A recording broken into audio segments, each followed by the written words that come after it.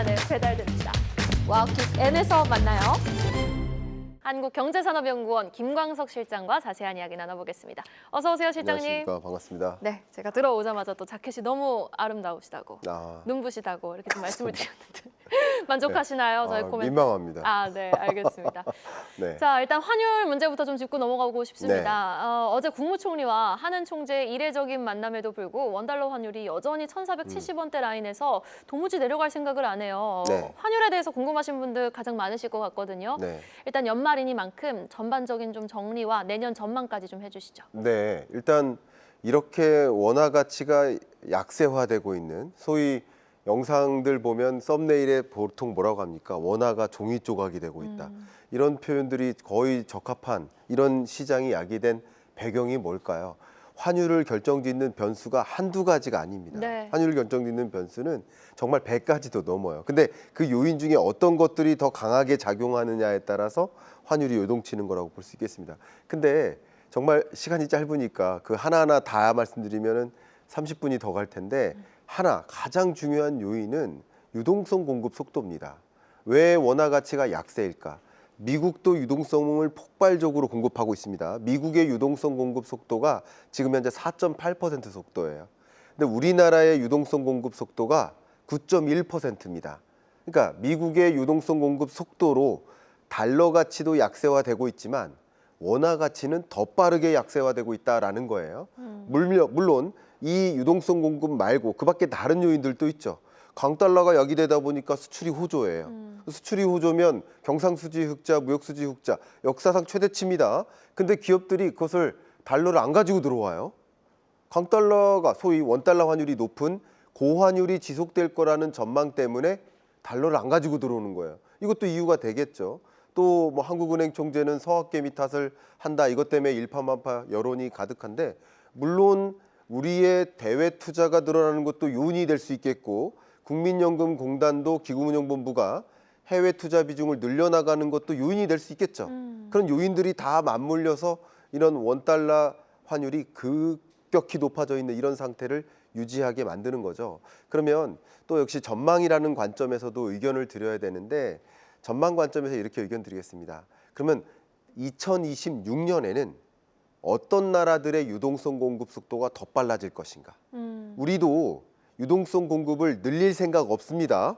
26년 예산안도 여러분 아시겠지만 8.1%나 예산을 증액해요. 확장적 재정 정책이에요. 우리도 역시 유동성 공급 늘어납니다. 그러나 미국의 유동성 공급 속도를 압도하고 있는데 현재 이 기조가 유지될 것인가? 이건 다른 얘기예요. 네. 예를 들어 보겠습니다. 한국은행이 유지하고 있는 금리가, 기준금리가 2.5%예요, 현재.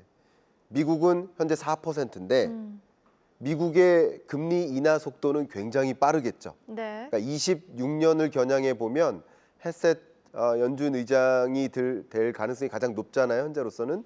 그러면 헤셋 의장 혹은 그 밖에 다른 의장이 26년 5월부로 등장한다면 역시 트럼프의 의지대로 즉각 금리 인하를 단행할 연준 후보가 단행이 지명이 될 텐데, 그러면 그 금리는 2.5에서 3% 수준까지 적극적인 금리 인하를 단행한다. 미국의 금리 인하 속도가 가장 빠르다는 거예요. 첫 번째. 네. 역시 두 번째는 미국의 유동성 공급 속도가 가장 빠르다. 두 가지 틀을 말씀드린다면, 스테이블 코인이 입법은 됐어요.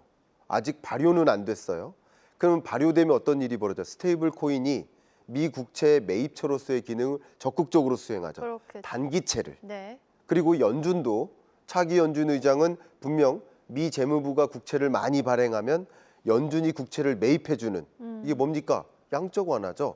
그러면 연준도 양적 완화, 스테이블 코인 발행업체도 사적 양적 완화, 신양적 완화 제도인 거예요.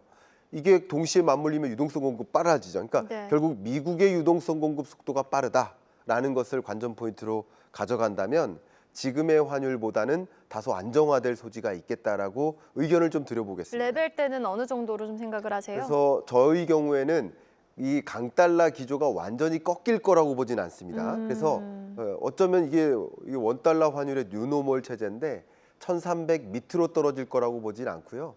1,350원을 향해서 점차 안정화될 것이다라고 그림을 그리고 있습니다. 1,350원이요. 네, 1,450원이 아니라. 네, 네. 알겠습니다.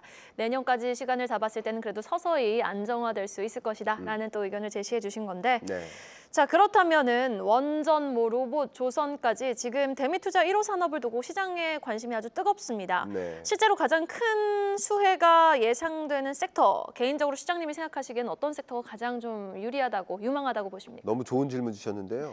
그 질문에 대한 답은 가장 쇼티지가 직접적으로 일어난 영역이 어딘지 보시면 좋겠습니다. 공급이 부족한 쪽이? 그렇죠. 네, 혹시 회 좋아하세요? 사랑합니다. 네, 좋아하는 회가 뭐예요? 예를 저 들면 새것이 좋아합니다. 새꼬시. 새꼬시가 얼마인지 아세요? 잘 모릅니다. 가격표 보시면 시가라고 시가. 쓰여져 있어요. 왜 시가일까요? 수요가 그때마다 너무 수요와 많아서 공급. 그래요. 공급은 불안한데 다른 것들은 가격이 정해져 있지만 인기 있는 그런 회들은 시가라고 돼 있어요. 그렇네요. 맞아요. 반도체는 지금 얼마일까요? 시가입니다. 아. 제가 무슨 말씀을 드릴까요? AI 가지고 세계 경제가 다툽니다. AI 경쟁 격화가 일어납니다. 너도 나도 AI를 보급해. 예를 들면 냉장고에 AI 더하고 자동차에 AI 더하고 플랫폼에 AI 더하고 모든 교육 서비스 뭐 이런 방송 플랫폼 모든 영역에서 AI와 만납니다. 이 AI의 전쟁이 격화될 거예요. 근데 AI 가지고 누구누구도 다 AI 가지고 경쟁하겠다라고 달려들고 있는데 그럼 뭐가 부족한 거예요? 지금 올해는 데이터 센터가 부족한 네. 거예요. 데이터 센터 쇼티지예요. 데이터 센터에 들어가는 핵심 요소가 뭡니까? HBM 더하기 GPU 아닙니까? 맞습니다. HBM도 쇼티지, GPU도 쇼티지인 거예요. 그러니까 가격이 계속 오르죠. 어떻게 3개월 동안 3배 오르냐 이러는데 시가기 때문입니다. 그러면 이제 26년에는 뭐가 또 쇼티지일까? 이게 데이터 센터가 빠른 속도로 지금 공급되고 있는데 제가 계산해 보면 어림 계산해 보면 하루에 한 25개꼴로 늘어납니다. 데이터 센터가 세계 11,000 약 300개 정도 있는데요. 매일 한 25개씩 늘어납니다. 근데 데이터 센터가 세계적으로 빠른 속도로 공급이 되다 보면 이제 데이터 센터에 필요한 뭐가 공급 부족이 될까요? 이제부터는 전력? 전력이죠. 그리고 통신 인프라에 이게 왜 그러냐면요. GPU와 HBM은 비싸서 핸드폰 안에 못 넣어요. 네. 로봇 안에 못 넣어요. 이게 뭐 하는 거냐면 데이터 센터와 로봇이 교신하는 거예요. 그럼 데이터 센터와 로봇이 그 엄청난 데이터를 교신하려면 뭐가 필요해요? 5G가 아니라 6G가 필요해요. 네. 이렇게 통신 인프라의 업그레이드 그리고 전력 인프라의 개보수, 확장 이런 것들이 26년에 더 큰 화두가 될 겁니다. 어디에 쇼티지가 있을 건지를 보시면 좋겠고 AI라는 영역에 있어서 이 시장은 많은 분들이 AI 거품이다 이런 표현을 하는데 저는 AI 거품론에 거품이 꼈다라고 주장을 하고 우와, 있거든요. 네. AI 거품이 아니라 AI는 이제 시작이다라고 표현해 왔었어요. 근데 정확히 말씀드릴게요. AI는 아직 시작도 안 했습니다. 와. 여러분 댁에 있는 로봇 청소기 있죠? 네. AI 청소기라고 생각하시죠? 아닙니다. 알고리즘 청소기예요. 쿠팡 물류센터와 같은 각종 물류센터에 지금 직원들이 없어요. 노동력이 없어요. 누가 일하는지 아세요? 로봇, 물류 로봇이래요. 이게 AI 로봇인지 아세요? 알고리즘 로봇이에요. 지금은 AI가 제대로 도입되기도 전 단계입니다. 예, 알고리즘 기반이라고 보시면 좋아요. 그래서 제가 의견 드린다면 AI는 시작도 안 했는데 왜 거품을 얘기하는가? AI 거품론에 거품이 꼈다 의견 드리겠습니다. 네, 알겠습니다. 와, 한마디로 정리해 주셨어요. 시가, 수요 공급, 여기에다가 AI의 거품론에 거품이 꼈다라는 네. 말씀도. 그럼 AI의 거품이 낀 게 아니라고 한다면 아직도 유명한 게 계속 유망한 건데요. 네. 그 AI 밸류 체인을 잠깐 설명드렸잖아요. 네네. 이 밸류 체인에서 어느 부분이 쇼티지로 집중될까? 그 어디예요? 쇼티지가 있는 영역이 바로 주도주가 될 것이라는 것이고 올해는 데이터 센터와 GPU와 HBM 이 영역에 쇼티지가 있었지만 점차 26년으로 갈수록 그 앞단에 있는 전력 공급과 통신 인프라에 있어서의 쇼티지가 나타날 것이라고 그려다보고 있는 것입니다. 전력, 통신, 인프라 주목해 보겠습니다.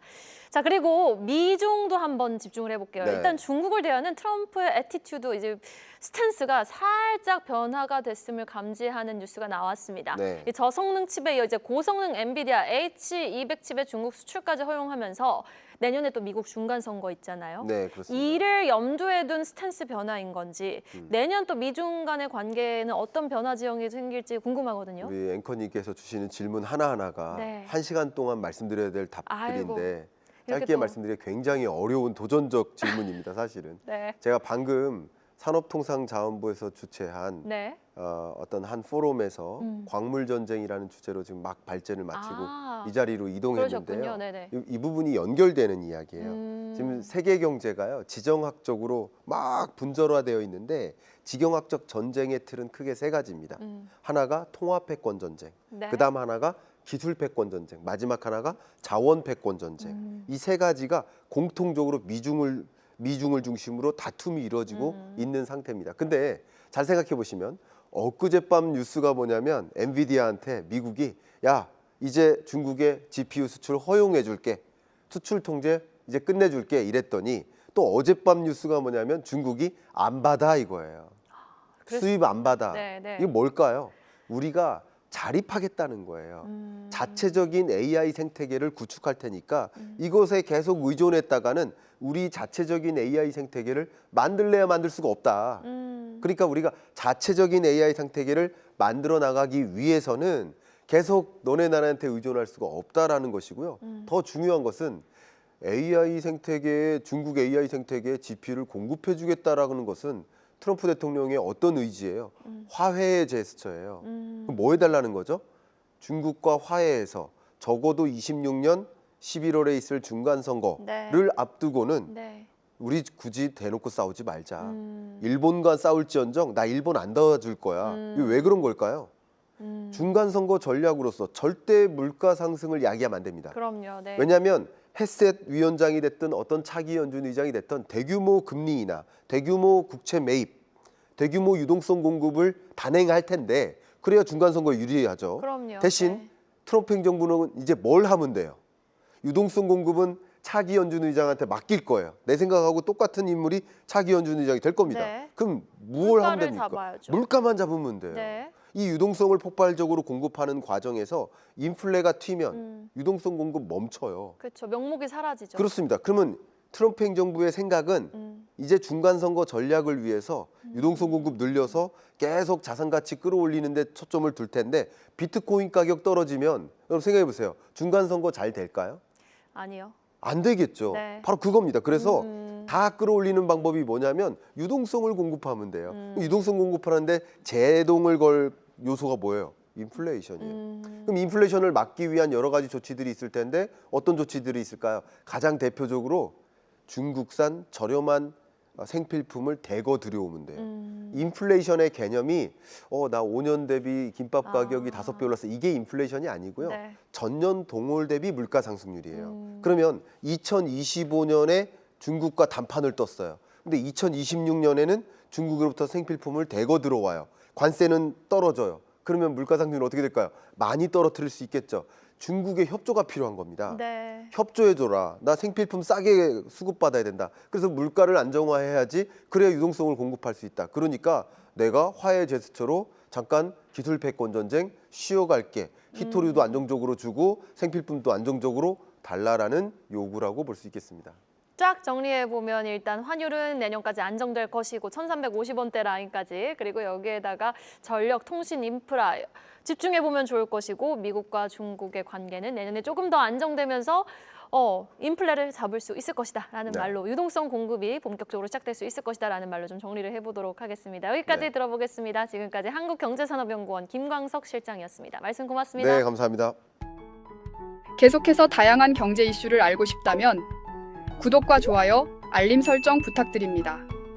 AI 캐스터 권미정이었습니다.